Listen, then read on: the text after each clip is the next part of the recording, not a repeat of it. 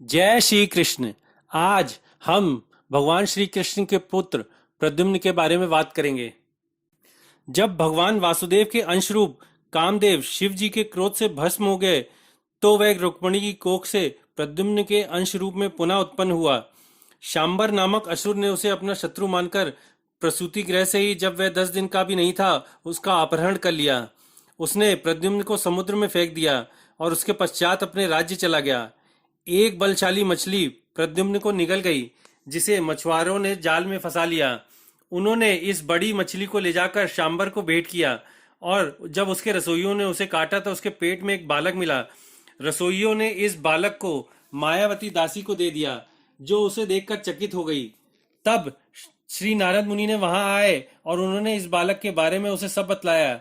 मायावती वास्तव में कामदेव की पत्नी रति देवी थी।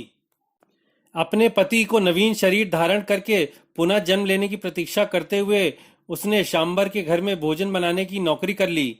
चूंकि वह समझ गई थी कि यह बालक कौन है, अतः उसके प्रति उसमें उत्कट स्नेह प्रकट होने लगा। अल्पकाल में ही प्रद्युम्न युवक हो गया और अपने सौंदर्य से स्त्रियों को मुग्ध करने लगा। एक बार रति देवी प्रद्युम्न के पास गई और माधुर्य भाव ने अपनी भौहें भटकाने लगी। उसे मां कहकर संबोधित करते हुए प्रद्युम्न ने टिप्पणी की कि वह अपने समुचित वात्सल्य भाव को त्याग कर प्रेमिका के जैसे आचरण क्यों कर रही है। तब रति ने प्रद्युम्न को बतलाया कि वह दोनों असल में कौन है।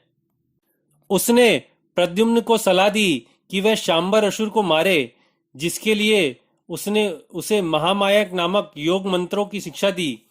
प्रद्युम्न ने शांबर के पास जाकर उससे अनेक प्रकार से अपमानित करके क्रुद्ध किया और लड़ने हेतु ललकारा।